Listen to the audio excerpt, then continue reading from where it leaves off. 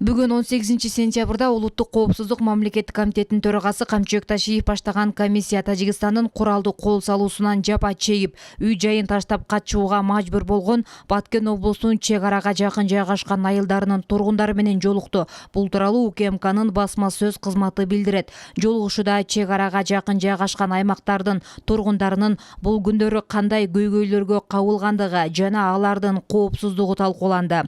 УКМКнын башчысы чогулгандар кайрылып, чек ара жана ага байланыштуу бардык маселелер мамлекет башчысынын өзгөчө көзөмөлүндө экенин, алардын чечүү үчүн коңшу мамлекет менен зарыл сүйлөшүүлөр жүрүп жатканын билдирди. Ал ошондой эле чек аранын бардык талаштуу тилкелери мамлекеттин жана чек ара аймагынын тургундарынын кызыкчылыктарын сактоо менен өз ара алгылыктуу шарттарды гана тынчтык жолу менен гана чечиле тургандыгын баса белгиледи. Ташиев жарандарга чек арадагы кырдаалды турукташтыруу жана жөнгө салуу, ошондой эле жай тургундардын кадимки жашоого кайтып келүүсүнө шарт түзүү үчүн комиссия тарабынан жүргүзүлүп жаткан иштер тууралуу айтып берди.